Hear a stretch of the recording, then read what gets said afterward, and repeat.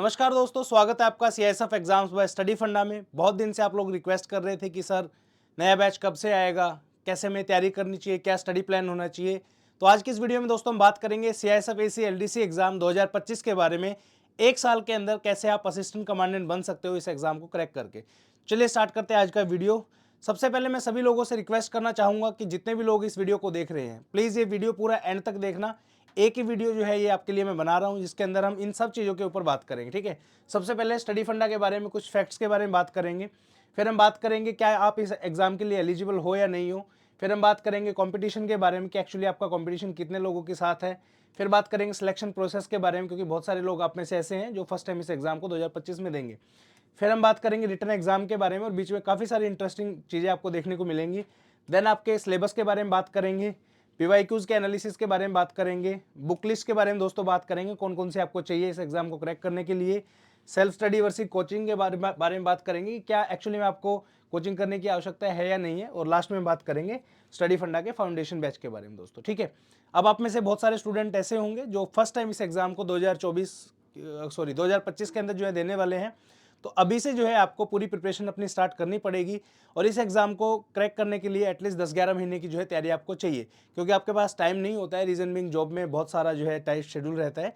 That's why you need at least 10 to 11 month to crack this exam. तो अभी से आप अगर तैयारी करते हो तो डेफिनेटली आप आने वाला 2025 का एग्जाम जो है उसको क्रैक कर पाओगे, ठीक है। चलिए स्टार्ट करते हैं दोस्तों आज का ये वीडियो। और आप में से काफ़ी लोग ऐसे होंगे जिन्होंने एग्जाम ऑलरेडी दिया हुआ है, तो जल्दी से 1.5 पे करके भी जो है आप इन चीज़ों को देख सकते हो, ठीक है। चलिए सबसे पहले मैं कहूंगा दोस्तों आपको कि ये जो चैनल जिस पे आप ये वीडियो देख रहे हो, प्लीज़ इसको सब्सक्राइब कर दो अभी के अभी। रीज़न बीइंग, इस चैनल के ऊपर आप डजेंट मैटर आप कोचिंग कर रहे हो हमारे साथ, नहीं कर रहे हो, कोई दिक्कत नहीं है। बहुत सारी चीज़ें ऐसी आने वाली हैं जो हम फ्री ऑफ कॉस्ट आपके लिए डालेंगे। एनालिसिस हो गए आपके, उसके बाद सब्जेक्ट वाइज पीवाईक्यूज आपके हो गए। आने वाले टाइम पे हम एक्ट एंड रूल के भी कुछ एमसीक्यूज वगैरह वो सब भी करवाएंगे। जैसे हमने आपके एग्जाम से पहले 2024 के पहले साइंस के आपके सारे के सारे पीवाईक्यूज करवाए थे हमने यहाँ पे। पॉलिटी के जो है कुछ 4-5 वीडियोस हमने डाले थे। उसके बाद आपका ज्योग्राफी का पूरा प्लेलिस्ट 2023 से लेकर 2009 तक के क्वेश्चंस हमने सारे कराए थे, और उसका फल देखने को हमें क्या मिला, आपके एग्जाम में डायरेक्टली जो है मणिकरण के ऊपर जो है क्वेश्चन एक आपका आया था, ठीक है। अब जिस बच्चे ने क्वेश्चन देखा होगा, काफ़ी लोगों ने सही भी किया है नो डाउट, बट काफ़ी लोगों ने गलत भी किया है। अगर आप ये वीडियोस देखते हो तो डेफिनेटली आपको जो है हेल्प मिलती। इन पीवाईक्यूज के थ्रू हम क्या कराते हैं एक्चुअली में, पीवाईक्यूज ऐसा होता है कि एक क्वेश्चन हमने करा दिया। फॉर एग्जांपल यहाँ पे मैंने मणिकरण का क्वेश्चन करवाया है, ठीक है। तो ऐसा नहीं है, पीवाईक्यूज में जब भी हम मणिकरण की बात करेंगे तो उसके साथ में बहुत सारे एरियाज को देखते हैं, जैसे कि इस वीडियो में आपको पता चलेगा यहाँ पे।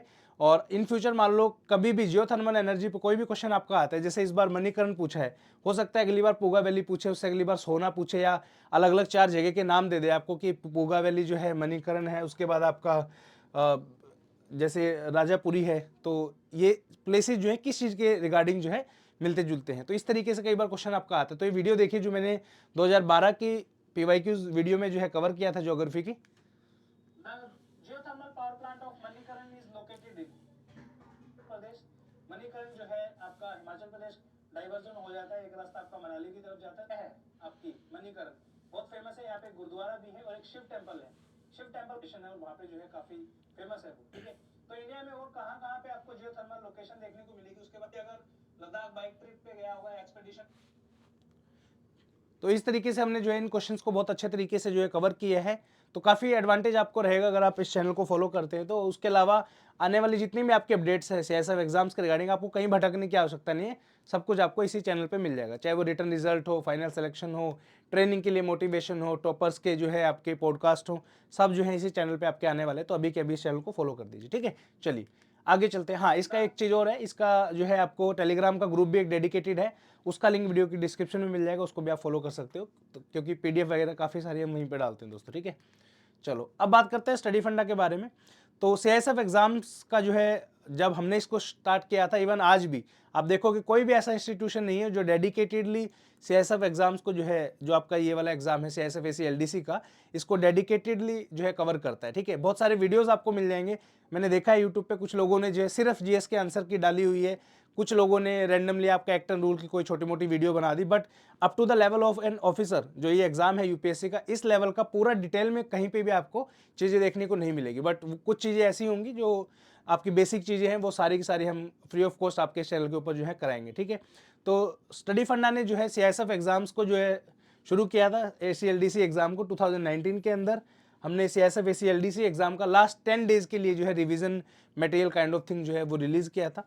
उसके बाद हमारे रिजल्ट जो आने शुरू हुए वो 2020 के अंदर आए। सेकंड रैंक जो है उर्वशी शाह मैम का जो है उस साल आया था यहाँ पे। तो 23 में से टोटल हमने 3 सिलेक्शन उस साल दिए थे। फिर बात करेंगे 2021 की। 21 के अंदर जो है हमारा फाउंडेशन बैच प्रॉपर हमने स्टार्ट किया था, जिसके अंदर 9 आउट ऑफ 23 सिलेक्शन जो हमने दिए थे, इसमें 4th रैंक से जो है हमारी शुरुआत हुई थी। उसके बाद आपका 2022 के अंदर अगर मैं बात करूं तो यहाँ पे जो है हमारा फर्स्ट रैंक आया पहली बार, जो कि बहुत प्राउड की बात होती है किसी भी टीचर के लिए कि उस कोचिंग से जो है फर्स्ट रैंक आना। फर्स्ट रैंक, थर्ड रैंक, काफ़ी सारे रैंक थे। तो यहाँ पे टोटल 19 में से 8 सिलेक्शन हमारे यहाँ पे थे। और उसके बाद जो अभी हाल फिलहाल का जो है 2023 का जो रिजल्ट आया है, 19 बच्चों में से जो है 5 बच्चे जो है 8 बच्चे हैं यहाँ पे भी हमारे सिलेक्शन यहाँ पे आया है। रोहित मलिक जो है हमारे फाउंडेशन बैच का स्टूडेंट है और इनका जो है 5th रैंक जो है इस बार आया है। ठीक है, इनके अलावा और भी काफ़ी सारे बच्चे हैं। 2024 का खैर अभी रिजल्ट नहीं आया, तो जब आएगा उसके बारे में बाद में बात करेंगे। तो अभी तक आप देख सकते हो कंसिस्टेंट जो है हमने रिजल्ट जो है दिए हैं। अब यहाँ से मैं एक चीज़ बताना चाहता हूँ दोस्तों, कोचिंग का एडवांटेज बहुत होता है। देखिए, ऐसा नहीं है कि जो जिन्होंने कोचिंग नहीं की है उनका सिलेक्शन नहीं होता। आप देखोगे 2023 के अंदर 5 रैंक से पहले वाले जितने भी स्टूडेंट हैं वो सारे सेल्फ स्टडी वाले ही हैं। ठीक है, कोचिंग का मैं आपको लास्ट में बताऊंगा क्या एडवांटेज होता है, कहाँ पे आपका टाइम सेव होगा। ठीक है, चलिए अब बात करते हैं आपका एलिजिबिलिटी के बारे में। क्या आप एक्चुअली में एलिजिबल हो 2025 एग्जाम के लिए। ठीक है, तो ये डेट्स वगैरह जो मैंने यहाँ पे मेंशन किए 2025 के हिसाब से करी है। तो 1 अगस्त 2025 को आपकी एज जो है 1 अगस्त 2025 को आपकी एज जो है जनरल कैटेगरी के लिए 35 साल से कम होनी चाहिए और SC/ST के लिए 40 साल से कम होनी चाहिए। यहाँ पे OBC का दोस्तों कोई भी क्राइटेरिया नहीं होता है, उनको अनरिजर्व में जो है कंसिडर किया जाता है। ठीक है, उसके बाद आपकी जो सर्विस है वो आपकी यहाँ पे 1 जनवरी आएगा। ठीक है, 1 जनवरी 2025 को जो है आपकी सर्विस 4 साल हो जानी चाहिए आपकी, इंक्लूडिंग ट्रेनिंग पीरियड। ये आपको ध्यान रखना है। उसके बाद एक बार इसका मैं कमेंट सेक्शन में पिन कर दूंगा कमेंट एक्चुअली डेट क्या है। बाकी मेरे हिसाब से 1 जनवरी ही आएगा यहाँ पे, बाकी फिर देख लेते, कोई दिक्कत नहीं है। अटैम्प्ट जो है सिर्फ 3 आपको मिलते हैं यहाँ पे। अटैम्प्ट में एक चीज़ कहना चाहूँगा, 3 अटैम्प्ट बहुत लिमिटेड अटैम्प्ट है दोस्तों। काफ़ी बार ऐसा होता है कि कुछ मार्क्स से जो है आप लोग रह जाते हो, तो प्लीज़ अपना प्रीशियस अटैम्प्ट जो है आप वेस्ट मत करना। आप ऐसे काफ़ी सारे लोग ऐसे हैं जिन्होंने 2024 का एग्जाम जो है बिना तैयारी के दिया है, तो ऐसा मत करिए, तैयारी करके ही जो है एग्जाम दीजिए, क्योंकि 3 अटैम्प्ट जो है बहुत कम होते हैं। ठीक है, चलिए उसके बाद नेक्स्ट आता है कि आपका एक्चुअली में कंपटीशन कितने लोगों के साथ है। ठीक है, कितने बच्चे जो है 2025 के अंदर एग्जाम देने वाले हैं, स्टैट के ऊपर जो है हम बात करेंगे। और ये एक्चुअल स्टैट्स हैं दोस्तों। 2023 का जो आपका LDC एग्जाम हुआ था उसमें समवेयर अराउंड 950 बच्चों का एडमिट कार्ड जो है रिलीज हुआ था और समवेयर अराउंड जो है 700-800 बच्चे मान के चलो आप इस एग्जाम के अंदर बैठे थे, जिसमें से फाइनली जो है 29-30 बच्चों का जो है सिलेक्शन हुआ है। ठीक है, उसके बाद जो है CISF ACLDC एग्जाम 2024 का जो डाटा है 550 के आसपास जो है इसमें एडमिट कार्ड आपके रिलीज हुए हैं और मान के चलो 400 बच्चों ने जो है यहाँ पे एग्जाम दिया है। ठीक है, अब आप ये कहोगे कि सर वैकेंसी तो इस बार भी जो है 20 के आसपास थी, तो इतने कम बच्चों ने अप्लाई क्यों किया। उसका रीजन ये था, CISF ACLDC जो आपका एग्जाम था, ये एग्जाम मार्च में होना था 2023 के अंदर, बट वो एक्सटेंड होके लास्ट ईयर ही जो है अक्टूबर में हुआ है। तो यानी कि 6 महीने वो एग्जाम लेट हो गया। उस वजह से जो इन दोनों एग्जाम के बीच में जो टाइम था वो सिर्फ और सिर्फ जो है 4-5 महीने के आसपास का था। दूसरी चीज यहाँ पे अलग क्या हुई, जो रिजल्ट था 2023 एग्जाम का, रिटर्न एग्जाम का, वो इन्होंने नवंबर के बिल्कुल लास्ट में जो है दिया था दोस्तों। तो जो बच्चा इस होप में बैठा था कि मेरा रिटर्न एग्जाम क्वालिफाई हो जाएगा, तो नवंबर के एंड में अगर आपका रिजल्ट आ रहा है तो आपके पास सिर्फ दिसंबर और जनवरी और फरवरी बचते हैं। तो 3 महीने में उस लेवल की तैयारी दोबारा से करना पॉसिबल नहीं हो पाता है। तो दैट्स वाई बहुत सारे बच्चों ने जो है यहाँ पे ड्रॉप लिया है। अब जितने भी बच्चे यहाँ पे 800 बच्चे मान लो बैठे हैं या 700 बैठे हैं, ये 700 बच्चे एलिजिबल हैं 2025 के लिए। तो डेफिनेटली आप सोच सकते हो कि यहाँ पे जिन बच्चों का इवन रिटर्न एग्जाम भी क्वालिफाई हुआ, आप देखोगे ऑलमोस्ट 100 के आसपास जो है यहाँ पे रिटर्न एग्जाम क्वालिफाई हुआ था, तो उनमें से सिर्फ 30 बच्चों का ही सिलेक्शन हुआ है, राइट। बाकी 70 बच्चे इक्वली एलिजिबल थे सिलेक्शन लेने के, बट अनफॉर्चुनेटली इंटरव्यू में कम मार्क्स आए या फिजिकल में रह गए। तो वो बच्चे जो है 2025 में अटैम्प्ट जरूर करेंगे, क्योंकि उन्होंने 2024 का अटैम्प्ट छोड़ा हुआ है और ये बिल्कुल रज के जो है तैयारी करेंगे, मेहनत करेंगे। ठीक है, इनके अलावा बहुत सारे नए कैंडिडेट ऐसे आ गए हैं जो इस एग्जाम के अंदर बैठने वाले हैं। मैं आपको कोई डरा नहीं रहा हूं, बट मैं रियलिटी के ऊपर मैं बात कर रहा हूं यहाँ पे। ठीक है, कि कितने बच्चे जो है बैठने वाले हैं। उसके बाद जब ऐसा होता है कि आपके साथ वाला कोई बच्चे जिसका सिलेक्शन हो जाता है, उसके बाद आपको अंदर से जो है एनर्जेटिक फील होता है कि यार जब मेरे बैच वाले का जब सिलेक्शन हो सकता है तो मेरा क्यों नहीं हो सकता। और आपको पता है एक सब इंस्पेक्टर को असिस्टेंट कमांडेंट बनने में ऑलमोस्ट 15-20 साल लग जाते हैं। तो जो चीज़ आप 1 साल मेहनत करके जो है अर्न कर सकते हो, उसके लिए 20 साल का वेट क्यों करना है, राइट। तो चलिए अब देखते हैं कुछ स्टैट्स। तो यहाँ पे आप देखोगे कितने जो है एस्पिरेंट बैठने वाले हैं 2025 के लिए, एलिजिबल कितने हैं उनके बारे में बात करेंगे। देखिए यहाँ पे आप देखोगे सबसे ज़्यादा वैकेंसी आपको यहाँ पे 2016 वाला जो सीपीओ का एग्जाम हुआ था, जिनकी ज्वाइनिंग 2018 में हुई थी, वो वाले 1952 बच्चे हैं। तो ये बच्चे मैक्सिमम बैठे थे 2023 वाले एग्जाम में, क्योंकि रोहित मलिक जो है इसी बैच से हैं और उन्होंने भी जो है एग्जाम दिया था और क्रैक भी किया है। तो इस बैच के जो है बहुत सारे बच्चे जो है अब दोबारा से बैठेंगे। इनके अलावा जो इनका नेक्स्ट बैच है यहाँ पे, ये देखिए 2017 का जो बैच है, ये भी मेरे हिसाब से एलिजिबल होगा। 2018 में कोई सीपीओ की वैकेंसी नहीं थी सीएसएफ में, और 2019 में जो है 692 वैकेंसी के आसपास सीएसएफ के अंदर थी। तो मेरे हिसाब से 2019 वाला बच्चे ने अगर 20-21 के अंदर भी ज्वाइन किया होगा, 20 के लास्ट में भी अगर ज्वाइन किया होगा, तो भी वो 2025 के लिए जो है एलिजिबल होगा इस एग्जाम के लिए, ठीक है। इससे पहले 2015 बैच जो एसएससी सीपीओ का जो 2015 का जो बैच था, जिन्होंने ज्वाइन 16-17 में किया होगा, वो एलिजिबल है 536 लोग। 2014 वाले एलिजिबल होंगे, 1023 वैकेंसीज थी, और यहाँ पे 314 वैकेंसी थी। अगर इन सबको मैं जोड़ दूं यहाँ पे, तो तकरीबन 4605 वैकेंसीज जो हैं इन सारे सालों में देखने को आपको मिलेगी, ठीक है। इसके अलावा आपको पता होगा एएसआई की भी रिक्रूटमेंट जो है सीएसएफ में एसएससी सीपीओ के थ्रू होती है, जिसमें भर भर के पोस्ट आती है, ठीक है। तो वो लोग भी जो है एलिजिबल होते हैं इस एग्जाम के लिए after the service of 5-6 years. आपको पता ही है कि उनका प्रमोशन हो जाता है। तो मान के चलो 13 बैच का कोई अगर स्टूडेंट है, मान लो 13 नहीं तो 10 का होगा, ठीक है, तो ये लोग भी एलिजिबल हैं इस एग्जाम के लिए, जो एएसआई से एसआई बने। काफ़ी सारे बच्चे हैं ऐसे, मैंने देखा भी है, उनका 1-2 का सिलेक्शन भी हुआ है, जो एएसआई से एसआई बने हैं, उसके बाद जो है उन्होंने एग्जाम दिया है एसीएलडीसी का, ठीक है। तो इनका मान के चलो रफली एक नंबर पकड़ लो कि 400 एएसआई ऐसे होंगे जो एलिजिबल होंगे। तो टोटल नंबर मेरे पास निकल के आता है 5000 का। मतलब 5000 बच्चे वो हैं जो सब इंस्पेक्टर बन गए हैं और एलिजिबल हैं इस एग्जाम को देने के लिए। बट यहाँ पे मैं मान के चलता हूँ 5000 में से बहुत सारे लोग ऐसे होंगे जिनकी कोई मेडिकल कैटेगरी होगी, बहुत सारे लोग ऐसे होंगे जिनकी पनिशमेंट होगी, बहुत सारे लोग ऐसे होंगे जिनको पेपर ही नहीं देना, बहुत सारे ऐसे लोग होंगे जो अंडर कॉन्फिडेंट फील करते हैं कि हमारा थोड़ी ना सिलेक्शन होगा, ठीक है। तो भी मैं अगर रफली भी इसका 5वां हिस्सा भी मान के चलूँ, ठीक है, 5वां हिस्सा, वैसे तो ज़्यादा ही लोग एलिजिबल हैं, लेकिन फिर भी मान लो कि एक बार कि 5वां हिस्सा भी आप इसका मान के चलोगे, तो भी जो है 1000 लोग के आसपास जो है मिनिमम बता रहा हूँ मैं आपको, ठीक है। कम से कम 1000 लोग यहाँ पे आप मान के चलो, ज़्यादा से ज़्यादा 1500-2000 लोग तक भी जो है इस एग्जाम के अंदर बैठने वाले हैं, ठीक है। वैकेंसी डजंट मैटर कि आपकी 15 आएंगी, 20 आएंगी, 30 आएंगी, क्योंकि वैकेंसी का तो कभी फिक्स ही नहीं है कि कितनी आने वाली, ठीक है। आपका काम है अपनी मेहनत करना, और वैकेंसी का काम है सरकार का रिलीज करना, राइट। तो यहाँ पे जो है एक्चुअली में आपके 1000 से 1500 लोग गारंटेड इस बार बैठेंगे, क्योंकि पूरा साल है तैयारी करने के लिए, और बहुत सारे बच्चे जो हैं इसकी तैयारी अभी करने वाले हैं, ठीक है। एटलीस्ट वो लोग तो जरूर करेंगे जिनका 2023 में नहीं हुआ, 2024 में नहीं हुआ, ठीक है। क्योंकि जब आप तैयारी करना शुरू करते हो तो ऐसा एग्जाम देने के बाद फील होता है कि यार इतने क्वेश्चन जब मेरे बिना तैयारी के ठीक हो गए या हल्की फुल्की तैयारी में हो गए, अगर मैं अच्छे से तैयारी करूंगा तो एग्जाम निकल ही जाएगा, राइट। चलिए अब देखते हैं आपका रियल कंपटीशन कौन है, ठीक है। क्या ये जो 1500 बच्चे, 1000 बच्चे जो एग्जाम में बैठेंगे वो आपका रियल कंपटीशन है? मेरा इस बारे में सोचना थोड़ा सा डिफरेंट है दोस्तों। आपका जो रियल कंपटीशन है वो आप खुद हैं, ठीक है। कोई अलग व्यक्ति आपका कंपटीशन नहीं है। अब मैं ज़्यादातर मैंने देखा है सीएसएफ के जो तैयारी करते हैं हमारे बच्चे, उनके अंदर एक मैंने चीज़ देखी कि आप लोग बताते नहीं हो किसी को, राइट। तो अभी एक ऑफिस में मुझसे मिलने आए थे 2 स्टूडेंट, तो उन्होंने भी बोला कि सर मैं तो नहीं बताने वाला हूँ कि मैं आपके यहाँ पे कोचिंग कर रहा हूँ।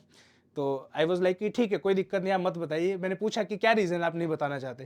कहते कि सर एक तो आपने खुद ही बोला था कि नज़र लग जाती है। मैं कहा बिल्कुल सही बात है, नज़र तो लगती है भाई। दूसरी चीज़ उन्होंने बोला कि अगर हम बताएंगे किसी को भी तो अननेसेसरी कॉम्पिटिशन बढ़ेगा। फिर मैंने उनको एक चीज़ समझाई, देखिए कॉम्पिटिशन का तो ऐसा है, आप किसी को रोक नहीं सकते हो तैयारी करने से, राइट। आप नहीं बताओगे कहीं और से पता चलेगा, कहीं और से नहीं तो किसी और जगह से पता चलेगा। अब देख रहे हो ना, आपके बैच का अगर कोई बंदा सेलेक्ट है, उसको आपने ये नहीं बताया कि मैं यहाँ से तैयारी कर रहा हूँ, ठीक है, तो वो यूट्यूब पे जाएगा, वीडियोस देखेगा, टॉपर्स की वीडियो देखेगा, किसी का इंटरव्यू सुन लेगा। तो उस चीज़ के ऊपर आपका कोई कंट्रोल नहीं है। आपका जो कंट्रोल है वो आपके खुद के ऊपर है, आपकी मेहनत के ऊपर है, इजंट इट। ये सोचना कि ज़्यादा बच्चे आएंगे तो कंपटीशन बढ़ेगा, देखो वो तो बढ़ेगा ही, उसको आप रोक नहीं सकते हो। आपके हाथ में क्या है ना, आप उसके ऊपर काम करिए। आपके हाथ में क्या है, खुद के ऊपर मेहनत करना। और बिलीव मी, अगर आप खुद को अच्छे से ट्रेन करोगे, खुद से अगर मेहनत करोगे, तो डेफिनेटली आपको कोई भी इस एग्जाम को क्रैक करने से नहीं रोक सकता है। कंपटीशन बहुत ज़्यादा है, नो डाउट, बट मेहनत आपको करनी है। एटलीस्ट यार चांस तो देके देखना चाहिए, क्योंकि मैं मानता हूँ जहाँ पे आपके लाइफ के 20 साल से 25 साल बच रहे हैं, ठीक है। आपको भी पता है कितने स्लो प्रमोशंस हैं सीएसएफ के अंदर। इवन आप आज सब इंस्पेक्टर हैं, तो मेरे ख्याल से एक असिस्टेंट कमांडेंट से बड़ा रैंक आप नहीं ले सकते हो। मैक्सिमम असिस्टेंट कमांडेंट बनोगे और बहुत सारे लोग होंगे वो भी नहीं बनेंगे, ठीक है। तो जब एक 25 साल की सर्विस आपकी काम होके 1 साल की मेहनत में आ रही है, तो आपको दिक्कत क्या है? मेरे हिसाब से तो आपको तैयारी करनी चाहिए, 200% करनी चाहिए। और 25 साल आप एक जो ऑफिसर की लाइफ जिएंगे उसमें बहुत बड़ा अंतर है, ठीक है। एक असिस्टेंट कमांडेंट ज़्यादा नहीं, एटलीस्ट कमांडेंट के लेवल तक जरूर पहुंचेगा, और आपको ये पता है कि ऑफिसर लेवल के अंदर एंट्री करने के बाद कमांडेंट लेवल का जो ऑफिसर होता है उसकी कितनी पावर होती है, ठीक है। चलिए इन सब चीज़ों के आगे बढ़ते हैं अभी। अब देखते हैं एग्जाम के पैटर्न के बारे में कि कैसे एक्चुअली एग्जाम होता है। ये चीज़ें जो एग्जाम ऑलरेडी दे चुके हैं उनको शायद थोड़ी सी बोरिंग लगेगी, तो आप थोड़ा सा स्किप कर सकते हैं या फिर वीडियो को 1.5 पे जो है कर सकते हो, ठीक है। तो यहाँ पे दोस्तों आपका जो रिटर्न एग्जाम होता है, CISF LDC एग्जाम का जो सिलेक्शन प्रोसेस होता है वो 3 स्टेजेस में होता है। पहला स्टेज है आपका रिटर्न एग्जाम, दूसरा स्टेज है आपका इंटरव्यू और तीसरा स्टेज है आपका पहला स्टेज आपका रिटर्न एग्जाम का है, दूसरा स्टेज है आपका फिजिकल एग्जाम और थर्ड स्टेज है आपका इंटरव्यू का, ठीक है। अभी आज थोड़ा सा मेरे बैक में थोड़ा पेन है तो मैं थोड़ा सा बैठ नहीं पा रहा हूँ, तो उस वजह से शायद माइंड थोड़ा सा इधर उधर हो रहा है, ठीक है। बाकी कोई बात नहीं, पूरा करेंगे, डोंट वरी, ठीक है। तो 3 स्टेजेस है आपकी। रिटर्न एग्जाम सबसे पहले एक ही दिन होते हैं दोस्तों। रिटर्न एग्जाम में आपके 2 पेपर्स होते हैं, ठीक है, उसके बारे में बात करते हैं। रिटर्न एग्जाम में आपके 2 पेपर होंगे, पेपर 1, पेपर 2। ये होते हैं टोटल आपके 400 मार्क्स के, ठीक है। 400 मार्क्स में आप देखोगे पेपर 1 जो है आपका 300 नंबर का होता है। 150 क्वेश्चन आते हैं, इसमें 2 पार्ट्स होते हैं दोस्तों, part A and part B. Part A जो आपका होता है वो जीएस का होता है दोस्तों, पार्ट बी जो है आपका वो प्रोफेशनल स्किल्स का होता है, ठीक है। ये जो एक ऑब्जेक्टिव पेपर है, 2.5 घंटे का आपको इसमें टाइम मिलेगा। फिर आपका होता है पेपर 2, ये जो है 100 मार्क्स का है और सब्जेक्टिव टेस्ट है 2 घंटे का है दोस्तों, ठीक है। आप में से बहुत सारे लोग ऐसे हैं जो इस पेपर से डरते हैं, आप में से बहुत सारे लोग ऐसे हैं जो पार्ट ए से डरते हैं, जीएस वाले से। बहुत सारे लोग ऐसे हैं जो पार्ट बी से डरते हैं, ठीक है। आपको किसी भी पार्ट से डरने की आवश्यकता नहीं है। देखिए जितने भी लोगों ने एग्जाम क्लियर किया है वो आप मेरे जैसे ही हैं, आप ये समझ के चलो, क्योंकि कोई भी सुपर पावर्स के साथ पैदा नहीं होता है। मेहनत सबको करनी पड़ती है, लोगों ने भी की है, आप भी करोगे तो आपका भी हो जाएगा, राइट। तो ये वाले पार्ट में काफ़ी लोगों को दिक्कत रहती है, डोंट वरी, हम हैं आपके लिए, सब कुछ सिखाएंगे, चिंता करने की आवश्यकता नहीं है, ठीक है ना। चलो उसके बाद देखते हैं सिलेबस के बारे में। अब यूपीएससी का जब मैं सिलेबस के बारे में बात करता हूं तो यूपीएससी ने सीधा 4-5 लाइन में जो है सीधा सीधा बता दिया कि हमें क्या चाहिए, ठीक है। यहाँ पे आपका जनरल मेंटल एबिलिटी, ठीक है। यहाँ पे आप देखोगे तो question will be design to test the logical reasoning, quantitative aptitude including numerical ability and data interpretation. Topic नहीं बताया यूपीएससी ने, यहाँ पे सीधा बोल दिया कि ये चीज पढ़ लो।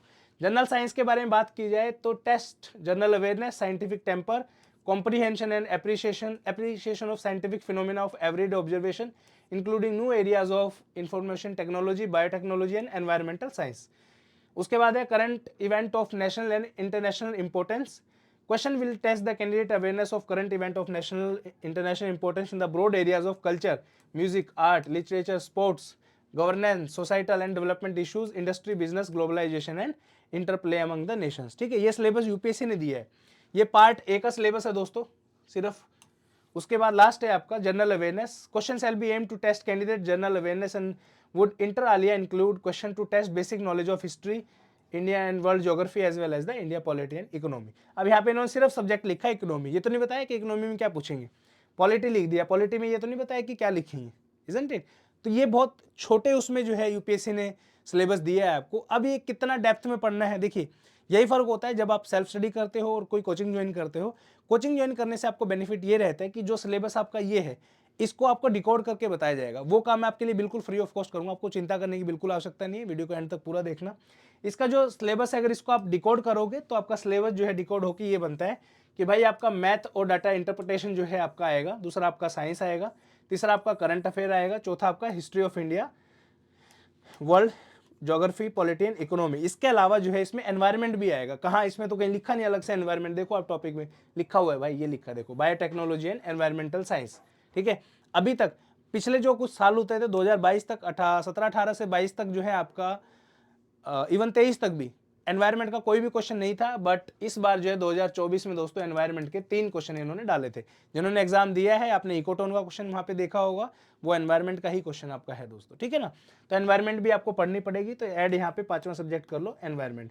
हालांकि इंडिविजुअल सब्जेक्ट है, इनको थोड़ा सा और डिटेल में देखते हैं, ठीक है। अब देखिए उसके बाद इकोनॉमी के जो है जनरली क्वेश्चन आपके नहीं आते थे, पर ऐसा नहीं है कि इकोनॉमी क्वेश्चन आएंगे नहीं, ठीक है। रीजन बीइंग इकोनॉमी आपके लास्ट के 5-6 साल में नहीं आए, दैट डजंट मैटर कि फ्यूचर में नहीं आ सकते हैं।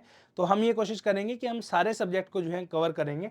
कौन कौन से सब्जेक्ट को आपको कवर करना है वो यहाँ पे लिखा है, polity, geography, history, science, economics, environment, math and reasoning और करंट अफेयर। इनके अगर क्वेश्चंस की मैं बात करूं कि कितने क्वेश्चंस आते हैं आपके पॉलिटी के, हर बार लास्ट के 7-8 साल से जो है 10 क्वेश्चन आ रहे हैं, ज्योग्राफी के 10 आ रहे हैं, हिस्ट्री के 15 आ रहे हैं, साइंस के 12 आ रहे हैं, इकोनॉमिक्स सॉरी साइंस के भी 15 आते हैं आपके, इस बार 12 आए थे, तो 3 क्वेश्चन आपके एनवायरनमेंट ने ले लिए इस बार।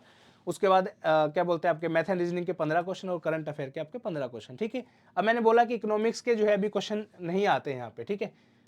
तो इकोनॉमिक्स के क्वेश्चन नहीं आते, दैट डजंट मीन कि आ नहीं सकते फ्यूचर में। इस बार सॉरी इकोनॉमिक्स के क्वेश्चन नहीं थे, एनवायरनमेंट के थे, 12 + 3 यहाँ पे 5 ये थे। पर फ्यूचर में जो है इकोनॉमिक्स के गारंटीड क्वेश्चन आ सकते हैं, क्योंकि पहले आए हुए हैं। कब आए हैं? 2013 का और 2012 का जो है CISF ACLDC एग्जाम जो है आप उठा के देखो, डायरेक्टली प्योरली इकोनॉमिक्स बेस के क्वेश्चन आपके पूछे गए थे यहाँ पे। पहला क्वेश्चन है what is the bank rate quite often in news, फिर आपका है current account deficit of India, फिर आपका है रिजर्व बैंक ऑफ इंडिया, इनमें से कौन सा काम नहीं करता है, ठीक है। और लास्ट क्वेश्चन है यहाँ पे objective of 12th 5-year plan. CISF ACLDC 2013 के जो है सारे के सारे क्वेश्चन आपको देखने को मिलेंगे, ठीक है। तो ये था आपका जो है कि कौन सा सब्जेक्ट कितना इंपॉर्टेंट है, वो यहाँ से आप देख सकते हो। पॉलिटी के कितने क्वेश्चन है, ज्योग्राफी हिस्ट्री साइंस के कितना कितना वेटेज है। अब यहाँ पे आप देखोगे ये एग्जाम ऐसा है, इसमें एक अच्छी बात भी एक बुरी बात भी है। अच्छी बात ये है दोस्तों यहाँ पे कि यहाँ पे नेगेटिव मार्किंग नहीं है आपके एग्जाम में, तो धड़ल्ले से आप कोई भी क्वेश्चन का आंसर लगा सकते हो, कोई दिक्कत नहीं है। लेकिन यहीं पे ये बुरी बात भी है उन लोगों के लिए जो बहुत ज़्यादा हार्ड वर्किंग है दोस्तों। रीजन बीइंग, बहुत ज़्यादा हार्ड वर्किंग बच्चों को जब ये देखने को मिलता है कि कोई भी क्वेश्चन का आंसर लगा दो, तुक्के वाले लोग सिलेक्ट होने के चांसेस हैं, तो वहाँ पे थोड़ी सी दिक्कत आती है। बट अगर कोई ऐसा बच्चा है जो बहुत हार्ड वर्किंग है और थोड़ा बहुत कुछ 5-7-10 क्वेश्चन में तुक्का लगा दे और वहाँ पे तुक्के ठीक भी हो जाए, तो वो बच्चा जो है डेफिनेटली एग्जाम निकाल लेता है। बट प्योरली जो 50% वाला भी होगा ना, कि 50% क्वेश्चन में तुक्के मार के आए हो, तो उनका सिलेक्शन नहीं होता, क्योंकि तुक्के ठीक होने के बहुत कम चांसेस होते हैं आपके, ठीक है। चलो अब देखते हैं प्रोफेशनल के पार्ट बी का कुछ सिलेबस, फिर पार्ट ए को जो है डिटेल में देखेंगे। यहाँ पे इन्होंने 4 अलग अलग पार्ट्स के अंदर जो है आपका सिलेबस डिवाइड किया है। पहला है आपका CISF रिलेटेड प्रोफेशनल स्किल्स, ठीक है। अब इन्होंने एक एक वर्ड जो है यहाँ पे लिख दिया है दोस्तों, ठीक है। एक एक वर्ड क्या लिखा है? Industrial security, industrial safety and fire fighting, disaster management, aviation security. अब इन्होंने सिर्फ एक वर्ड लिखा है एविएशन सिक्योरिटी, ये नहीं बताया कि एविएशन सिक्योरिटी में कहाँ से क्वेश्चन आता है, ठीक है। आपका पूरा PDF है 300 वाला, अगर आपको ये पता चल जाए कि भाई 1 या 2 क्वेश्चन आपके फुल फॉर्म पे आते हैं, ठीक है। फुल फॉर्म जैसे फॉर एग्जांपल अलग अलग फुल फॉर्म्स आपकी होती हैं, जैसे एयरपोर्ट के अंदर आप देखोगे काफ़ी सारे हैं, जैसे एक्सबीस मशीन है उसकी क्या फुल फॉर्म है आपकी, ठीक है। उसके बाद HHMD है, ठीक है। उसके बाद डोर फ्रेम मेटल डिटेक्टर है, इस तरीके से है। उसके बाद एरोसोल जेल एंड लिक्विड ऐसा कुछ करके एक फुल फॉर्म होता है, वो भी क्वेश्चन आपका आया हुआ है, ठीक है। उसके बाद आपका यहाँ पे आप देखोगे जो ये है आपका industrial safety and fire fighting के अंदर, इसके अंदर टाइप ऑफ फायर अलग अलग होती हैं, कौन से आइटम जो है टाइप ए में आएगा, कौन सा टाइप बी में आएगा। उसके बाद पेरीमीटर सिक्योरिटी, लक्स लाइट वगैरह जो आपकी होती हैं, उनकी क्या हाइट होनी चाहिए, कूलिंग पिट की क्या डेप्थ होनी चाहिए, क्या लंबाई होनी चाहिए, security of vital installation DAE metro space, use of gadget, alarm detection, intrusion, access control, fire safety. Access control में कौन कौन से पार्ट आपके आते हैं, ये सब चीज़ें। VIP सिक्योरिटी के अंदर जैसे आपका फॉर एग्जाम्पल आप प्लेन में जा रहे हो, ठीक है, तो वहाँ पे आपका स्काई मार्शल वगैरह का होता है। तो ये काफ़ी सारी चीज़ें हैं, तो ये डिटेल में आपको इस सिलेबस के अंदर नहीं दिखा है, बस इन्होंने मोटा मोटा सिलेबस दे दिया, जैसे GS का सिलेबस दिया था, ठीक है। उसके बाद लॉ के जब हम बारे में बात करेंगे तो इन्होंने CRPC दिया है। ये दोस्तों 2024 का सिलेबस मैंने यहाँ पे मेंशन किया है। अब जैसा कि नए लॉज आपके आए हैं, तो वो देखना पड़ेगा कि भाई अगला सिलेबस जो 2025 का आपका दिसंबर में नोटिफिकेशन आएगा, उसके अंदर ये CIPC और IPC ही रखेंगे या नए लॉज जो है मेंशन करेंगे, ठीक है। उसके बाद आपका एविडेंस एक्ट है, लेबर लॉज है, other criminal offences, human rights. तो इनके अंदर जो है अब IPC बहुत बड़ा है, इसमें इन्होंने बोला कि हम IPC के अंदर थेफ्ट, मिसशीफ, ब्रीच ऑफ ट्रस्ट और करप्शन से रिलेटेड जो है क्वेश्चंस आपके पूछेंगे। उसके बाद CRPC में सर्च, सीजर और अनलॉफुल असेंबली के रिलेटेड क्वेश्चन पूछेंगे। फिर आपका कंप्यूटर स्किल्स है और अवेयरनेस है, देन आपका सर्विस रूल, HR मैटर्स है यहाँ पे आपके, ठीक है। अब यहाँ पे आप देखोगे 4 अलग अलग सेक्शन है, तो यहाँ पे कुछ ना कुछ क्वेश्चंस का वेटेज होगा, बिल्कुल है सर। लास्ट के 8 से 10 साल का जो एनालिसिस है, वहाँ पे आप देखोगे कि 25 क्वेश्चन आपके जो हैं CISF रिलेटेड स्किल्स के आते हैं, 25 क्वेश्चन जो हैं आपके वो आते हैं आपके लॉज से, IPC, CRPC, एविडेंस एक्ट, फलाना ये सब। उसके बाद कंप्यूटर और स्किल के जो क्वेश्चन है आपके वो आते हैं 10 क्वेश्चन यहाँ पे आपके। और जो लास्ट है आपका CISF एक्ट एंड रूल जो है, यहाँ से आपके 15 क्वेश्चन आपको देखने को मिलेंगे। तो 25 और 25 50, 60 और 15 75, ये टोटल आपके 75 क्वेश्चन हुए। यहाँ पे आपके GS के आप देखोगे 10, 20, 20, उसके बाद 30, 35, 35 और 10 45 और 2 47 और 30, 3 सॉरी 47 और 3 50, 50 और 30, 50 और 30 कितने, तो 80 हो गए। तो ऊपर नीचे मतलब 1-2 क्वेश्चन और कम ज़्यादा करना पड़ेगा। यहाँ पे हिस्ट्री के 12 क्वेश्चन थे और यहाँ पे और 1-2 देख लेना आप, ठीक है। तो मतलब इस उसमें जो है आपको देखने को मिलेंगे, ठीक है ना। चलिए उसके बाद अब बात करते हैं पीवाईक्यूज़ के एनालिसिस के बारे में। दोस्तों आप में से काफ़ी लोगों ने जो है एग्जाम दिया होगा। ये एनालिसिस मैं उन लोगों के लिए बता रहा हूँ जो लोग सेल्फ स्टडी करने वाले हैं। प्लीज़ इसको ध्यान से थोड़ा समझने की कोशिश करना। क्वेश्चन है आपका, which one among the following is not an area of marine west coast climate, ठीक है। South eastern Australia, north west Europe, New Zealand and north west Africa, ठीक है। अब आप में से बहुत सारे बच्चे ऐसे होंगे जिनको लग रहा होगा ये क्वेश्चन की पता नहीं कहाँ से दे दिया, ठीक है, बट ऐसा नहीं है दोस्तों। ये क्वेश्चन मेरी देखिए, मेरा क्या है, एक चीज़ मैं आपको क्लियरली बता देता हूँ, जो भी चीज़ें आपकी होती है वो मैं क्रिस्टल क्लियर रखता हूँ। मुझे झूठ बोलने में बिल्कुल कोई विश्वास नहीं है। अगर कोई चीज़ आपके फायदे की है तो ही मैं उसको जो है आपके सामने रिप्रेजेंट करूँगा, नहीं तो मतलब ये मान के चलिए मैं जो भी चीज़ कह रहा हूँ आपके सामने मैं झूठ नहीं बोलता। क्लियरली यार जो चीज़ सच है वो सच है, अननेसेसरी जो है लिपापोती में विश्वास नहीं करता हूँ, ठीक है। तो ये क्वेश्चन डायरेक्टली आपका एनसीईआरटी का है। अगर आपने पढ़ी है एनसीईआरटी तो बहुत बढ़िया, वेल एंड गुड है, आपने ठीक किया होगा। क्वेश्चन नहीं पढ़ी है तो भी जो है आप इन्हें क्वेश्चन जो है देखा जरूर होगा एग्जाम में। सीआईएसएफ एलडीसी के चारों क्वेश्चन मैंने लगाए यहाँ पे, चारों आपके 2024 वाले एग्जाम के, ठीक है। अब ये क्वेश्चन देखिए, जो बच्चा सेल्फ स्टडी कर रहा है, ठीक है, उसने सोच देखा है कि एनसीईआरटी आपको पढ़नी है, उसके बारे में मैं धीरे धीरे आऊंगा। पहले इन क्वेश्चंस के सोर्स के बारे में बात कर लेते हैं, ठीक है। ये क्वेश्चन जो आपको टफ लग रहा है, ये क्वेश्चन आपका दोस्तों क्लाइमेट चैप्टर का क्वेश्चन है। चैप्टर का नाम है वर्ल्ड क्लाइमेट। 11th क्लास की फिजिकल ज्योग्राफी वाली बुक है, उसके अंदर एक CFB करके जो है आपका कोपन स्कीम के अकॉर्डिंग जो है CFB नाम का एक कंसेप्ट है आपका, जिसको हम बोलते हैं मरीन वेस्ट कोस्ट क्लाइमेट, ठीक है। इसका रिप्रेजेंटेशन CFB करके होता है शॉर्ट फॉर्म में, कोपन के अकॉर्डिंग। तो उसका जो है ये एग्जाम्पल है, ठीक है। नेक्स्ट है आपका Manikaran in the Himachal Pradesh is better known for, ये मैंने आपको बताया। ये आपका 12th क्लास का जो है आपका जो इंडिया पीपल एंड इकोनॉमी वाली जो एनसीईआरटी वहाँ पे आपको देखने को मिलेगा, या फिर इंडिया की जो फिजिकल ज्योग्राफी की जो बुक है इंडिया वाली, उसके अंदर आपको देखने को मिल जाएगा, ठीक है। एनसीईआरटी में से डायरेक्ट है। देन आपका आता है नेचुरल डिजास्टर एंड कैटेगरी। ये भी हो सकता है मे भी आपको लगे कि पता नहीं कहाँ से क्वेश्चन दिया है, बट ये भी जो है आपका डायरेक्टली एनसीईआरटी का जो है क्वेश्चन है। 11th क्लास की एनसीईआरटी है इंडिया फिजिकल एनवायरमेंट। इसका जो है आपका 7th चैप्टर है, नेचुरल डिजास्टर करके है। बहुत कम लोग पढ़ते हैं, इसलिए जो है लोगों को लगता है कि एक चीज बाहर से आ गई, ठीक है, बट एनसीईआरटी का ही टॉपिक है दोस्तों।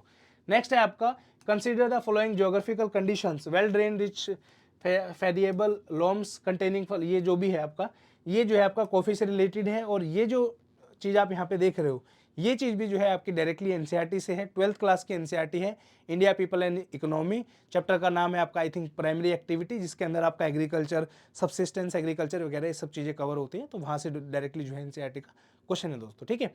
अब मैं एक चीज़ यहाँ पे कहना चाहूँगा कि आपका जो एग्जाम है CISF LDC एग्जाम ज्योग्राफी के अंदर, उसमें ऑलमोस्ट सभी क्वेश्चन जो आपके एनसीईआरटी से आते हैं, ठीक है। तो ये चीज़ तो वो हुई उन लोगों के लिए, हुई खुशी की बात है कि भाई डायरेक्टली लाइन टू लाइन उठा के देते हैं। अब आप देखोगे ये जो क्वेश्चन है ये कहीं बाहर से नहीं बनाया यूपीएससी ने ये कहाँ से बनाया है, ये यहाँ से बनाया है।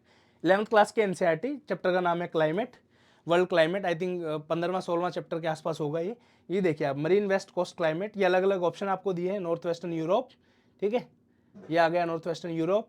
उसके बाद है west coast of North America, west coast of North America नहीं है।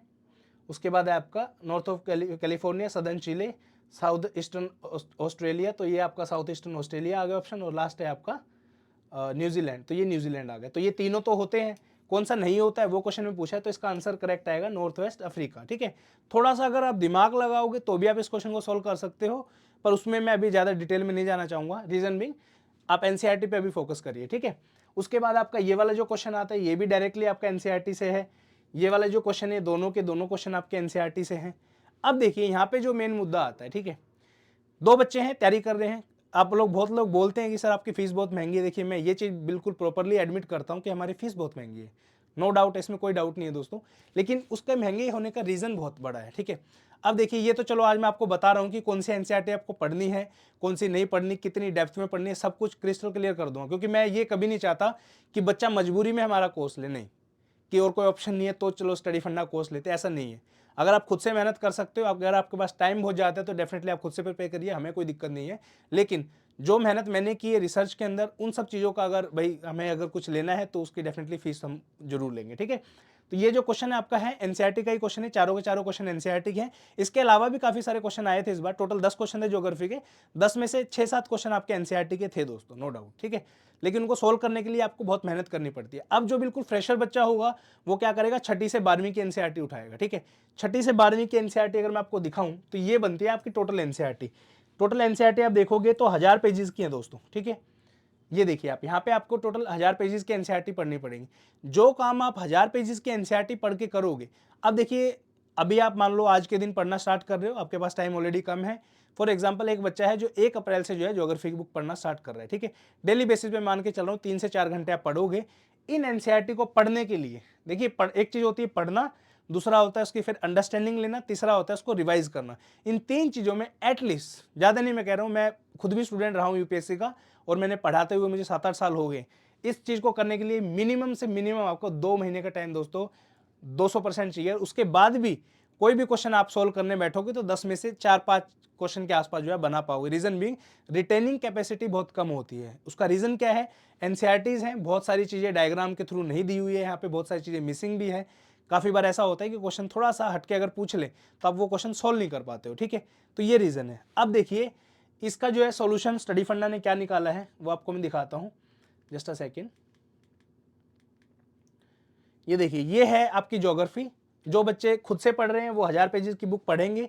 वो भी मैं बताऊंगा कि कितनी बुक आपको एक्चुअली में पढ़नी है, वो बता दूंगा, डोंट वरी। बट अभी के लिए जो बिल्कुल फ्रेशर है, खुद से जो तैयारी कर रहा है, ठीक है, उसके बारे में बात कर रहा हूँ। वो 1000 पेजेस पढ़ेगा, उसके बाद भी पता नहीं क्वेश्चन सोल्व हो पाएगा नहीं हो पाएगा। लेकिन हमारा जो बच्चा है, जो स्टडी फंडा का कोर्स का जो स्टूडेंट है, वो जो है 40 घंटे की ज्योग्राफी मैंने खुद पढ़ाई है। मेरा जो एग्जाम्स का एनालिसिस अगर वो मैं आपको बता दूंगा तो आप शायद डर जाओगे। एग्जाम्स का चलो एनालिसिस ही बता देता हूँ, कौन कौन से ऐसे एग्जाम्स हैं जिनको मैं स्टडी करता हूँ और जिनके बारे में रिसर्च हमने की हुई है, ठीक है। UPSC CAPF assistant commandant examination, CDS exam, NDA exam, CSF AC LDC exam, EPFO का एग्जाम होता है। उसके बाद जियोलॉजिस्ट का एक एग्जाम होता है। उसके अलावा सिविल सर्विस का एक एग्जाम होता है। इसके अलावा आपका एक एग्जाम होता है assistant public prosecutor in CBI, NIA. इसके अलावा बहुत सारे, मतलब तकरीबन 15 एग्जाम ऐसे हैं जिनका जब भी एग्जाम कंडक्ट होता है उसके तुरंत बाद मेरा जो काम है वो ये है कि किस तरीके से क्वेश्चन वहां पे आ रहे हैं, क्या उनका एनालिसिस है, ठीक है। जो आप बोलते हो ना कि जैसे मणिकरण का क्वेश्चन आया तो मेरे दिमाग में तुरंत स्ट्राइक किया कि यार मणिकरण सीएसएफ में ऑलरेडी मैंने पढ़ाया है, ठीक है, ऑलरेडी हमने क्वेश्चन उसका देखा है। और ये नहीं कि सिर्फ सीएसएफ में ही आया है, 2 बार तो सीएसएफ में आ चुका है। इसके अलावा अगर आप कहोगे तो मैं आपका एज अ प्रूफ भी दिखा दूंगा, कम से कम 3 बार ये क्वेश्चन और आया है। सीडीएस के अंदर भी क्वेश्चन आया है, आप जाके चेक करना। आई थिंक सीडीएस 2021 के अंदर जो है आपका क्वेश्चन आया था, ठीक है। तो हमारा जो स्टूडेंट होगा, मैं उसको कह रहा हूँ कि ये एनसीईआरटी पढ़ने की आपको जरूरत ही नहीं है। क्या पढ़ना है, 40 घंटे का कोर्स है जिसके अंदर हमने इन 4 एनसीईआरटी को कवर किया, 1, 2, 3 और 4। सिर्फ ये 4 एनसीईआरटी। जो बच्चा खुद से भी तैयारी कर रहा है कोई दिक्कत नहीं है भाई, ये एनसीईआरटी आपके काम के नहीं है, प्लीज एलिमिनेट देम, ठीक है, नॉट एट ऑल रिक्वायर्ड।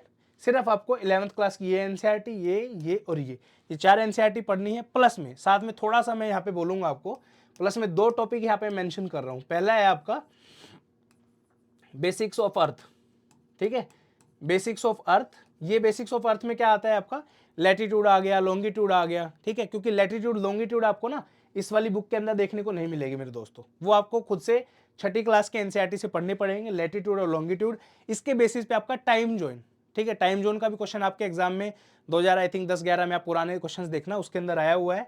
इसके अलावा जो है सीजन फॉर्मेशन के ऊपर आपके अंदर क्वेश्चन आता है। तो ये 2-3 टॉपिक ऐसे हैं जो इन चारों बुक्स के अलावा आपको पढ़ने पड़ेंगे, ठीक है।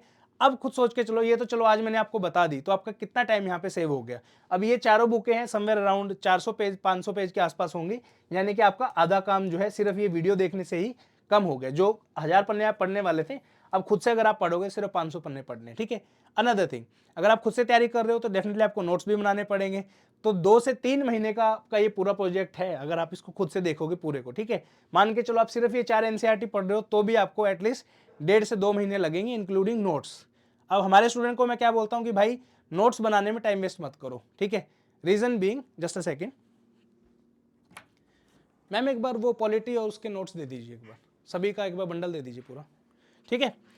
रीजन बीइंग, नोट्स जो बनाए हैं वो मैंने ऑलरेडी आप लोगों के लिए बनाए हुए हैं, तो क्यों आपको टाइम वेस्ट करना है, ठीक है।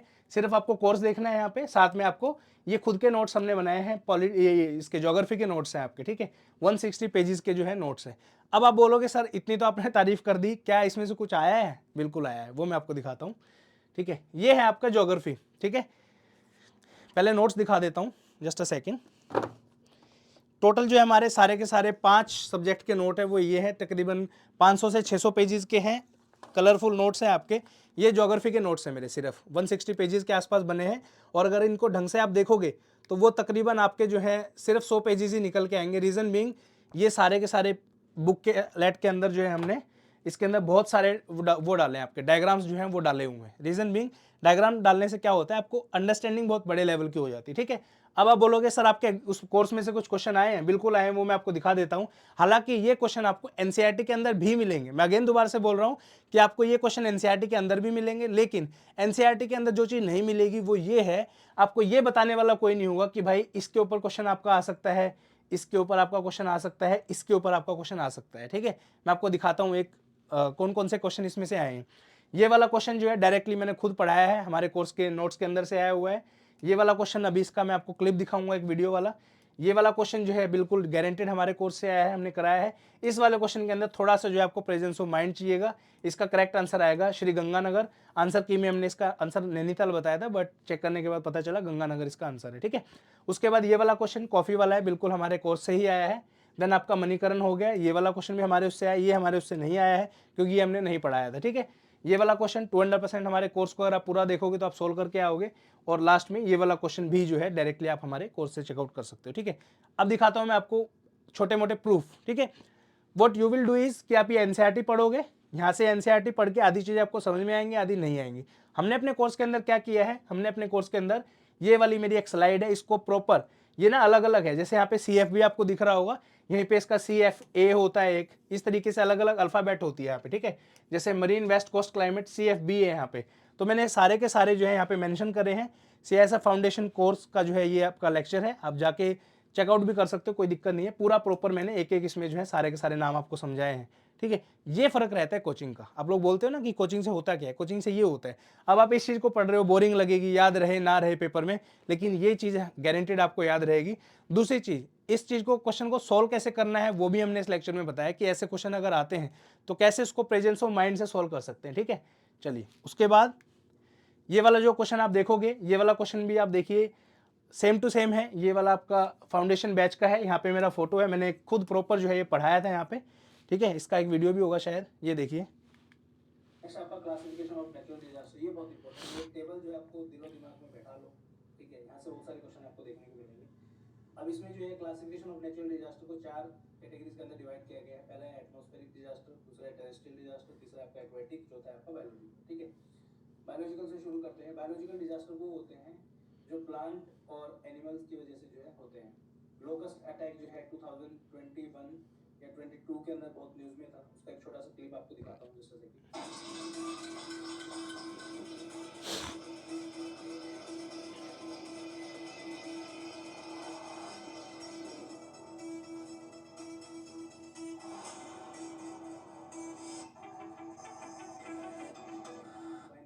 सब जो है आपके biological processions to protest the government. अभी टेररिस्ट हैं वाटर। ठीक है, तो आपने ये वीडियो देखा, इस वीडियो में क्या समझाया वो मैं आपको बताता हूँ। जैसे हमने इसमें बात की बायोलॉजिकल डिजास्टर के बारे में, तो मैंने प्रॉपर एक एग्जांपल के थ्रू बताया। जैसे इसमें लोकस्ट यहाँ पे लिखा हुआ है, आधे लोगों को लोकस्ट का भी नहीं पता होगा कि होता क्या एक्चुअली में लोकस्ट। ठीक है, और इतने आप हिम्मत करोगे नहीं कि नेट पे जाके लोकस्ट सर्च कर लो, तो बच्चे क्या करते हैं, इस तरीके के टॉपिक पहले पढ़ते नहीं। I can assure you one thing, जो बहुत ज़्यादा सीरियस बच्चा को, मतलब 100 में से कोई एक बच्चा ऐसा होगा जो एनसीईआरटी को इतना डेप्थ में पढ़ता है। उसके 2 रीज़न है। पहले रीज़न तो ये बहुत बोरिंग चीज़ है पढ़ना कि यार ये सब चीज़ें क्या हैं, कुछ समझ में तो आता नहीं, क्या डिफरेंस है ब्लिजार्ड में, लाइटनिंग में, टोर्नेडो में, इनमें। दूसरी चीज़, आपको पता ही नहीं कि क्वेश्चन कहाँ से बन सकता है, राइट। तो ये चीज़ें हमने कवर कराया, आपने देखा यहाँ पे लोकस का मैंने इसमें वीडियो डाला था। दूसरा जो है आपका, इसके अंदर हमने एक वीडियो डाला था अभी, मतलब जो चीज़ आपको इस तरीके से समझ में नहीं आती है उसको हमने एज अ वीडियो भी जो है डाला है। फॉर एग्जाम्पल यहाँ पे आपका लैंड सबसिडेंस वाला जो है, ये देखिए टेरेस्ट्रियल के अंदर जो सबसिडेंस का ये यहाँ पे आपका टॉपिक है, इसको समझाने के लिए मैंने जोशीमठ में जो आपका लैंडस्लाइड हुआ था, याद है आपको, जो धरती बैठ गई थी, उसका एग्जांपल देके मैंने समझाया कि एक्चुअली में सबसिडेंस होता क्या है। सभी के सभी लेक्चर, चाहे फिजिकल ज्योग्राफी हो, इंडियन ज्योग्राफी हो, ह्यूमन ज्योग्राफी हो, या फिर आपका जो आपका इंडिया वाली जो पीपल इकोनॉमी वाली बुक है, चैप्टर वाइज मैंने हर एक चैप्टर, साथ में उनके सभी के PYQs को भी हमने बहुत अच्छे तरीके से कवर किया है। तो इस बार ज्योग्राफी के अंदर आपके, एक सेकेंड, तो ये मैंने आपको दिखाया। और एक चीज और बताऊंगा दोस्तों, मैंने आपको पहले ही बताया, मैं झूठ नहीं बोलता हूं, इन सब क्वेश्चन में से टोटल 10 क्वेश्चन आप यहाँ पे देखो, 1 2 3 4 5 6 7 8 9 10, इन 10 क्वेश्चन में से ये वाला क्वेश्चन देखिए थोड़ा सा आपको दिमाग लगाना पड़ेगा, ठीक है। और जनरली ये वो क्वेश्चन होते हैं जो जनरली छोड़ के आने होते हैं, ठीक है। जोन से क्वेश्चन डायरेक्टली हमारे उससे आए वो मैं बता देता हूँ आपको। 16वां क्वेश्चन डायरेक्टली मिल जाएगा आपको, 17वां क्वेश्चन मैंने आपको एज अ प्रूफ दिखाई दिया है यहाँ पे, 18वां क्वेश्चन में मिल जाएगा, उसके बाद आपका 20वां क्वेश्चन भी, 4 क्वेश्चन यहाँ से हो गए। 21वां क्वेश्चन हमारे उससे डायरेक्टली आया है, 22वां हमारे उससे डायरेक्टली आया है, ये हमने नहीं पढ़ाया दोस्तों, झूठ नहीं बोलूंगा यहाँ पे। उसके बाद 24वां क्वेश्चन भी हमारे उसमें डायरेक्टली पढ़ा है और 25वां भी, यानी कि 10 में से 8 क्वेश्चन डायरेक्टली हमारे सोर्स से है। यानी कि वो 40 घंटे की जो वीडियो मैंने पढ़ाई है आपको, उसी में से आठों के आठों क्वेश्चन आप यहाँ पे बना सकते हो, ठीक है। अब देखो, एक वो बच्चा है जो खुद से तैयारी करके जा रहा है, एक वो बच्चा है जो बिल्कुल कोई तैयारी के नहीं जा रहा है, डायरेक्टली एग्जाम में बैठा, और एक वो बच्चा जो पढ़ के जा रहा है, जिसने हमारी कोचिंग ज्वाइन की है। तो अब 8 क्वेश्चन अगर आपने डायरेक्टली यहाँ से सॉल्व किए, 2 क्वेश्चन में तो तुक्का भी लगा सकते हो, इजंट इट। मान लो एक क्वेश्चन और आपका बन गया, है आपसे कोई इंटेलिजेंट, बताइए, ठीक है। तो ये फर्क है। हालांकि हमारे पढ़ाए हुए सब बच्चों का सिलेक्शन नहीं होता, उसका रीजन एक ही है कि वो बहुत अच्छे तरीके से पढ़ते नहीं है, ठीक है, ये भी है। चलो पॉलिटी के बारे में देख लेते हैं वो जल्दी से, ठीक है।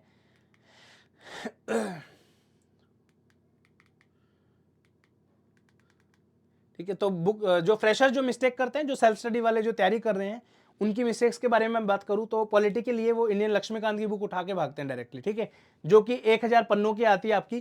तो दोस्तों लक्ष्मीकांत की बुक आप, हाँ एक चीज और, बुक लिस्ट में आपको प्रॉपर दिखाऊंगा सारी, टेंशन मत लो, सारी की सारी बुक जो खुद से तैयारी करने, भाई कोई जरूरत नहीं है हमारी कोचिंग ज्वाइन करने की। अगर आपको महंगी लगती है, कुछ भी ऐसा है, आपको बुक लिस्ट में दूंगा पूरी पूरी एक एक चीज की क्या आपको पढ़ना है, free of cost, don't worry, बस वीडियो पूरा देखो आप, ठीक है। तो पॉलिटी बहुत सारे लोग लक्ष्मीकांत पढ़ते हैं, बट मुझे ऐसा लगता है कि सीआईएसएफ एग्जाम के लिए लक्ष्मीकांत पढ़ना थोड़ा वर्थ इट नहीं है। रीजन बीइंग, सिर्फ एक तो 10 ही क्वेश्चन आते हैं, और वो 10 क्वेश्चन इतने ज्यादा हार्ड नहीं होते हैं। अगर आप बिना पढ़े भी कुछ जाओगे ना, थोड़ा बहुत हल्का फुल्का पढ़ लिया, देख लिया इधर उधर से, तो भी आपके 2-3 क्वेश्चन आप बना लोगे, लेकिन 2-3 क्वेश्चन से सिलेक्शन नहीं होता है। तो इसका अल्टरनेटिव क्या है, तो ये है आपका पॉलिटी के लक्ष्मीकांत, जो लोग खुद से पढ़ के जाते हैं। अल्टरनेटिव में आपको जब हम बुक लिस्ट के बारे में बात करेंगे उसके अंदर समझाऊंगा। हम जो है लक्ष्मीकांत की जगह हम पढ़ाते हैं, अपना 45 घंटे का हमारा कोर्स है पूरा पॉलिटी के ऊपर, एक एक चीज, प्रेसिडेंट क्या होता है, क्या प्रेसिडेंट का इलेक्शन होता है, उसके बाद कैसे पार्टिसिपेट करते हैं, इंपीचमेंट प्रोसेस क्या है, लोकसभा की स्पेशल पावर, राज्यसभा की स्पेशल पावर, सब कुछ, मतलब हर एक चीज जो है आपकी कवर हो जाएंगी। इसमें एडवांटेज आपको क्या होगा, खुद से आप पढ़ने बैठोगे ना, आधी चीज आपको समझ में नहीं आएगी, ठीक है। फेडरलिज्म वर्ड है, जाके नेट पे ढूंढोगे, वहां पे आपको प्रॉपर वीडियो के अंदर ही एक्सप्लेन कर रहे हैं फेडरलिज्म क्या होता है, बहुत सारी ऐसी चीजें, इंपीचमेंट हो गया, काफी सारी चीजें, ठीक है। तो हमारा टोटल जो कोर्स है वो 45 घंटे का कोर्स है, और रिवीजन के लिए सिर्फ 120 पेजेस के नोट्स हैं, ज्यादा नहीं, सिर्फ 120 पेजेस में भी आपकी टेबल वेबल बहुत सुंदर सुंदर बनाई हुई है। ये देखिए, ये पॉलिटी के नोट्स हैं, ठीक है। इनको आप रिवाइज करके अगर जाते हो तो डेफिनेटली आपका जो है ये सारा कोर्स आपका रिवाइज हो जाएगा। कुछ क्वेश्चन आए हैं क्या हमारे पॉलिटी से, वो भी बात बिल्कुल सही है आपकी। 1 2 3 4 5 6 7 8 9 10 क्वेश्चन टोटल आपके इंडियन पॉलिटी से आए हैं। 10 में से 8 क्वेश्चन हमारे डायरेक्टली कोर्स से आए हैं दोस्तों, ठीक है, देख लें। चलो एज अ प्रूफ के तौर पे मैं आपको दिखा देता हूं। पहला क्वेश्चन है, in India which of the following grounds can the salaries and the allowances of the person serving in connection with the affair of the state be reduce, financial emergency is the correct answer. यहाँ पे आप देख सकते हो financial emergency. During the center acquired the full control over the state in the financial matters, center are directly state to reduce the salary of employees and the reserve the money bill for the president, directly है आपका, ठीक है। Another question, in any question arises whether member of parliament has become subject to any of the disqualification, ये वो। तो इसमें देखिए member of parliament को 2 ही कंडीशन में जो है आप हटा सकते हो, एक हटाते हैं प्रेसिडेंट, दूसरे हटाते हैं स्पीकर। स्पीकर सिर्फ तब हटाते हैं जब एंटी डिफेक्शन का मामला हो, और दूसरे कंडीशन में प्रेसिडेंट हटाते हैं। तो ये जो है यहाँ पे क्लियरली आप देख सकते हो, ये एग्जीक्यूटिव पावर्स ऑफ प्रेसिडेंट यहाँ पे दी हुई है। He decide the question on the disqualification of members of the parliament with consultation to the election commission, ठीक है, यहाँ पे आप देख सकते हो। उसके बाद जो है आपका नेक्स्ट है आपका ये इक्वल पावर ऑफ राज्यसभा। यहाँ पे आपकी money bill can be introduce only in Lok Sabha, तो यहाँ पे आपकी जो है ये वाली स्टेटमेंट गलत हो जाती है, तो पहला ऑप्शन एलिमिनेट हो जाएगा आपका यहाँ से। फिर सेकंड है to declare the subject in the state list as national importance, ये वाला आपको यहाँ पे जो है दिख जाएगा, ये रहा। उसके बाद equal power of Rajya Sabha, equal power जो है राज्यसभा की वो किस में होती है, प्रेसिडेंट के इलेक्शन में और इंपीचमेंट में होती है, लेकिन यहाँ पे राज्यसभा की एक्सक्लूसिव पावर पूछी है, तो तीसरा ऑप्शन भी एलिमिनेट हो जाएगा यहाँ पे, ठीक है। तो यहाँ पे क्या बचेगा, सिर्फ सेकंड ऑप्शन बचेगा जो कि आपका आंसर है, ये भी नोट्स में से आया है, ठीक है। उसके बाद in which year the cabinet resolution passed to replace the planning commission with NITI Aayog. यहाँ पे आप देख सकते हो डायरेक्टली आपका 1 जनवरी 2015 आपका दिया हुआ है। ये कोर्स की तो मैं बात ही नहीं कर रहा हूँ अभी, ठीक है, कोर्स को तो अभी भूल जाओ, ये क्वेश्चन सिर्फ इस बुक से आए हैं। लेकिन ये बुक पढ़ने के लिए आपको दोस्तों अच्छे से जो है कोर्स करना पड़ेगा। रीजन बीइंग, जब तक आप वीडियो लेक्चर्स नहीं देखोगे, ये बहुत शॉर्ट फॉर्म है, मतलब 1000 पेजेस को कन्वर्ट करके अगर मैंने 120 पेजेस में कन्वर्ट किया है तो उसमें दोस्तों काफ़ी सारी मेहनत भी लगी है और आपको काफ़ी नॉलेज आपको होनी चाहिए ऑलरेडी एडवांस में, ठीक है। इसके अलावा भी जो है आप देखोगे तो काफ़ी सारे क्वेश्चन और भी हैं, सारे मैंने डाले नहीं, बट बिलीव मी, मैं अगर कह रहा हूँ 8 क्वेश्चन तो 8 आए हैं। 2 क्वेश्चन जो उनसे नहीं आए हमारे उससे, वो मैं बताता हूँ। ये वाला क्वेश्चन हमारे उससे नहीं आया दोस्तों, क्योंकि ये क्वेश्चन मुझे समझ में नहीं आया।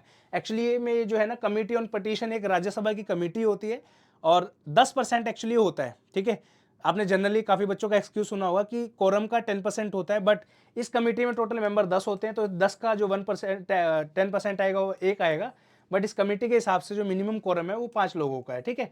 तो ये क्वेश्चन हमारे इससे नहीं आया है, कोर्स में मे भी पढ़ाया है, I am not sure, but मैं मान के चल रहा हूँ कि हमने नहीं पढ़ाया, ठीक है। दूसरा एक जो क्वेश्चन था जो हमने नहीं पढ़ाया वो है ये वाला, ठीक है, universal declaration of human right states. अब इसमें इन्होंने क्या दिया है, एनएचआरसी से क्वेश्चन नहीं पूछा है, क्योंकि एनएचआरसी तो बहुत अच्छे तरीके से मैंने पढ़ा है। इन्होंने वर्ल्ड में जो है universal declaration of human right है, उसका एक आर्टिकल का 3rd आर्टिकल पूछा है। तो भाई इतना डिटेल में कौन पढ़ता है, राइट।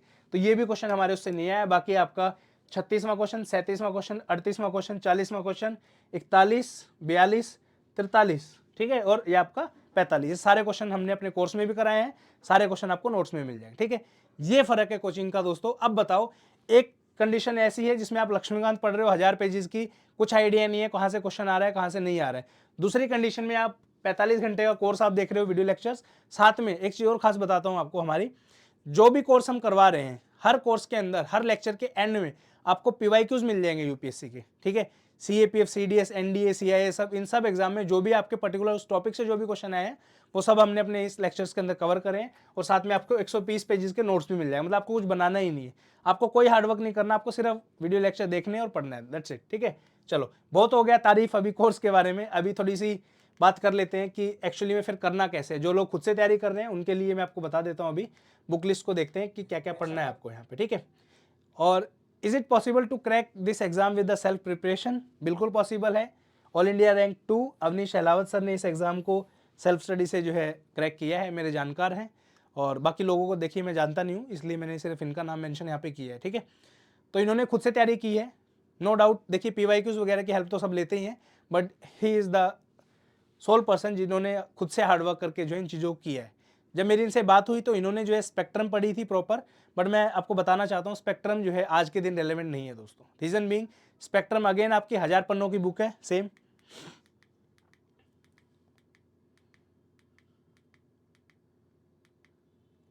ये सेम 1000 पन्नों की बुक है, और इसका जो आउटकम जो है वो वर्थ इट नहीं है कि आप 1000 पन्ने इस बुक के लिए पढ़ें। तो पढ़ना क्या है वो मैं आपको बता देता हूँ। हम जो पढ़ाते हैं, हम पढ़ाते हैं थीम्स के एनसीईआरटी, प्लस में आपका मॉडर्न हिस्ट्री के कुछ लेक्चर्स हैं वो पढ़ाते हैं, और साथ में हमारे नोट्स देते हैं, ठीक है। हिस्ट्री में थोड़े कम क्वेश्चन आए, क्योंकि हिस्ट्री का ना आप देखोगे ट्रेंड सबका ही बदला हुआ है। हिस्ट्री में तकरीबन आपके 12 क्वेश्चन थे, तो 12 में से मैं कहूँगा हमने अगर कवर किए होंगे तो 6 से 7 क्वेश्चन हमारे उसमें से मैक्सिमम आए होंगे, ठीक है। बाकी के जो क्वेश्चन आए हैं वो आए हैं आपकी एक बुक है, हंसोगे आप, मैं बताता हूँ आपको, जाके सर्च करना है, एक बुक का नाम मुझे ध्यान नहीं आ रहा है, वो इतनी मोटी बुक है, मतलब वो 1500 पेजेस की बुक है।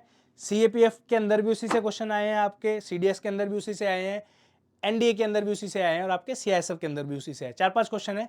तो ये वो क्वेश्चन है जो यूपीएससी खुद चाहता है कि भाई आप मत करो सॉल्व, ठीक है। तो कोई दिक्कत नहीं है, जहाँ पे क्वेश्चन हमारे आए हैं मैंने वहाँ भी बता दिया कितने आए हैं। हिस्ट्री के अंदर 12 में से 5-6 मैक्सिमम 7 क्वेश्चन आए होंगे, ठीक है। चलो अब बात करते हैं, मेन मुद्दे पे आते हैं भाई, बहुत देर होगी, ठीक है, कि एक्चुअली में क्या इस एग्जाम को सेल्फ स्टडी से क्रैक कर सकते हैं। अगर कर सकते हैं तो क्या क्या एक्स्ट्रा एफर्ट आपको डालने होंगे। देखिए 110% ये एग्जाम सेल्फ स्टडी से क्रैक किया जा सकता है। 2-3 चीज़ें आपको एडिशनल लगेंगी। सबसे पहले लगेगा टाइम, जो चीज़ें आप कोचिंग करके कम टाइम में कर सकते हो उसके अंदर आपको खुद से बहुत ज़्यादा एफर्ट डालने पड़ेंगे, ठीक है।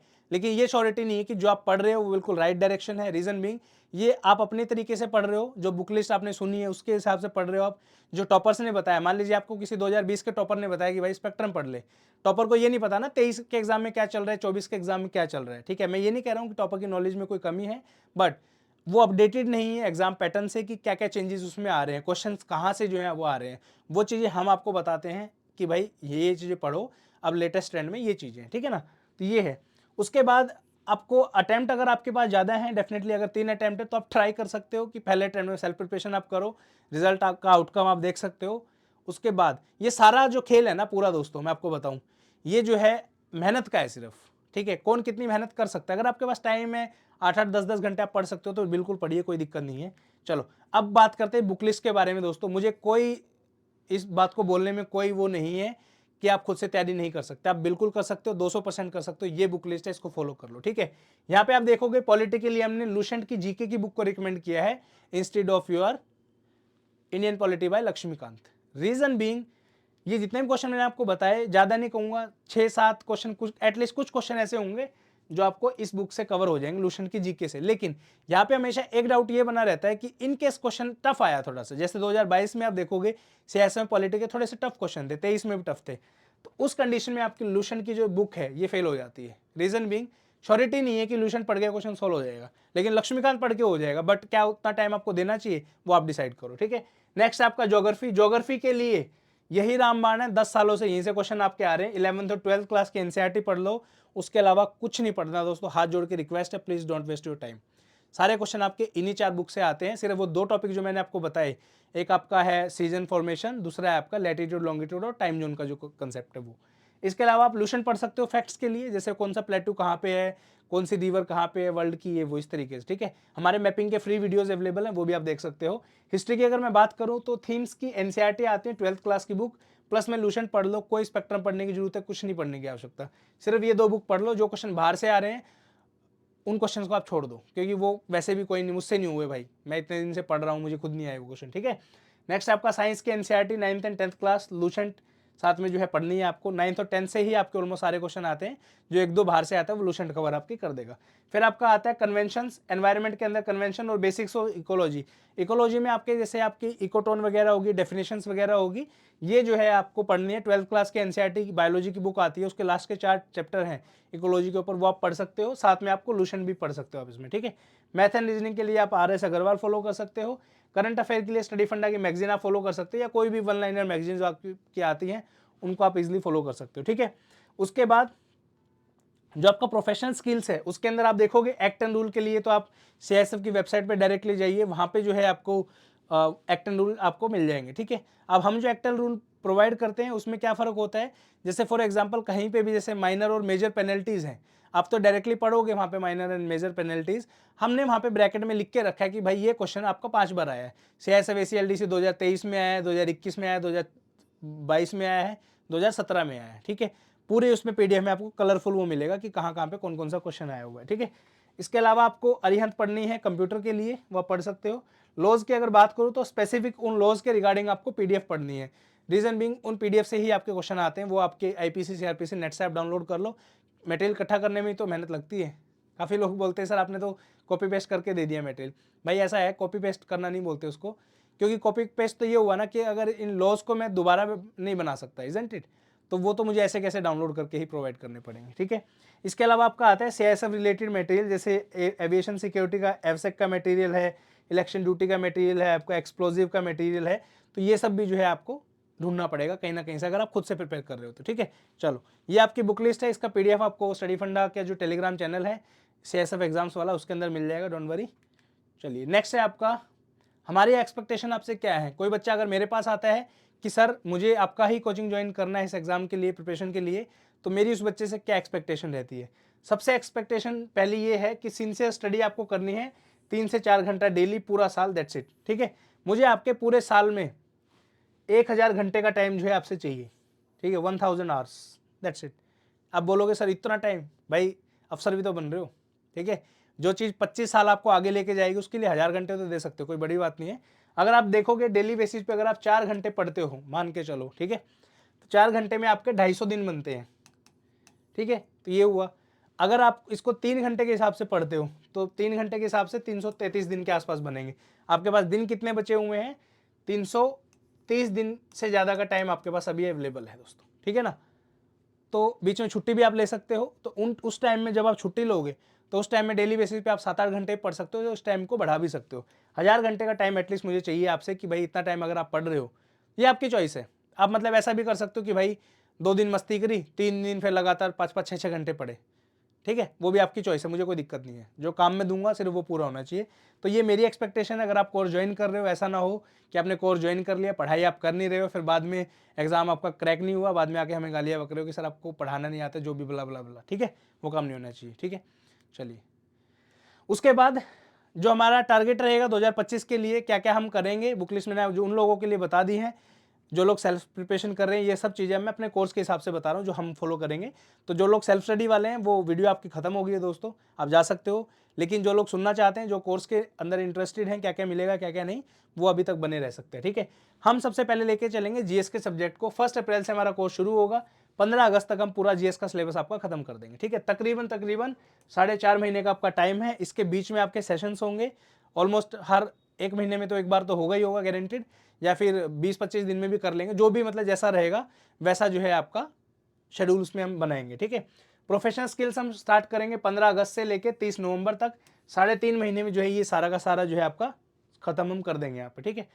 उसके बाद पेपर 2 जो है हम 1 दिसंबर से करेंगे। जनरली हम 1 जनवरी से करते थे, बट इस बार जो है हम 1 दिसंबर से करेंगे, क्योंकि 3 महीने का टारगेट हम लेके चल रहे हैं पेपर 2 के अंदर, क्योंकि हमें प्रैक्टिस भी ज़्यादा करानी है, ठीक है।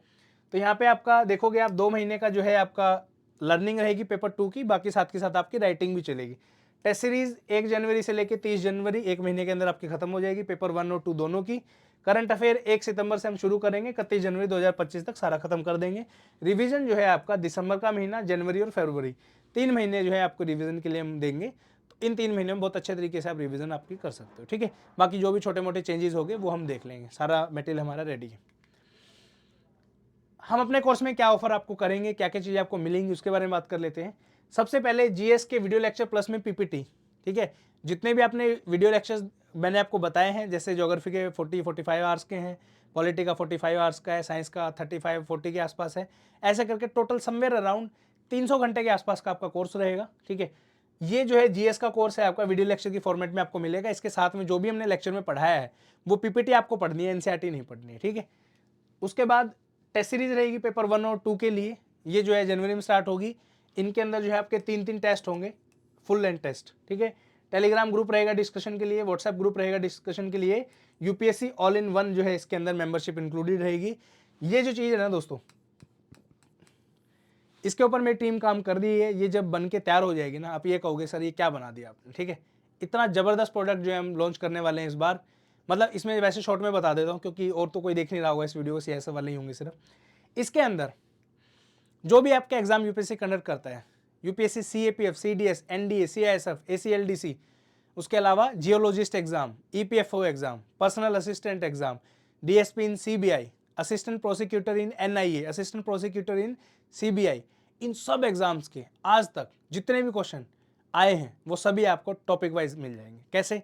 मान लीजिए आप सोलर सिस्टम पढ़ रहे हो, तो सोलर सिस्टम के रिलेटेड कोई भी क्वेश्चन इन किसी भी एग्जाम से आया है वो सभी आपको एक टेस्ट में मिल जाएगा। सोलर सिस्टम आपने पढ़ा, खुद से पढ़ो, हमारे कोर्स से पढ़ो, डजेंट मैटर, आके वो क्वेश्चन प्रैक्टिस कर लो, खत्म। मतलब 50-60 क्वेश्चन जो यूपीएससी ने बनाए हैं सोलर सिस्टम के, वो आपने सोल्व कर दिए, तो यूपीएससी उसके बाद कहाँ से क्या पूछेगा आप बताओ, ठीक है ना। तो ये बहुत जल्दी आ रहा है, इसमें थोड़ा टाइम लगेगा, बट अभी तो चीज़ों को इस हिसाब से करेंगे। करंट अफेयर के पीडीएफ इसके अंदर इंक्लूडेड रहेंगे। पेपर 2 की लाइव क्लासेज जो आपकी दिसंबर में शुरू होंगी वो होंगी, साथ में पीडीएफ आपके होंगे, और प्रोफेशनल स्किल्स के जो हैं आपके पीडीएफ रहेंगे। इसमें थोड़ा सा हमें इस बार थोड़े चेंजेस करने हैं, तो उसके ऊपर जो हमारा काम रहेगा। तो ये जो है हम जब भी स्टार्ट करेंगे तो आपको फ्रेश पीडीएफ जो है देखने को मिलेंगे यहाँ पे, ठीक है, विद इंपॉर्टेंट थिंग्स उसके अंदर ही एडिटेड मिली हुई, ठीक है।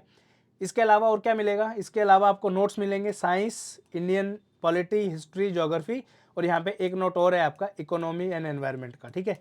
वो 5वीं बुकलेट है यहाँ पे, प्लस एक और लिख लो यहाँ पे। तो ये 5 बुकलेट मिल जाएंगी। ये हमारी मैपिंग की बुक है, ये भी मिलेगी। पेपर 1 और 2 की पीवाईक्यूज की बुक भी मिल जाएगी। साथ में आपकी आंसर राइटिंग, जिस शीट पे आप पेपर 2 की आंसर राइटिंग प्रैक्टिस करोगे वो भी आपको मिल जाएगी।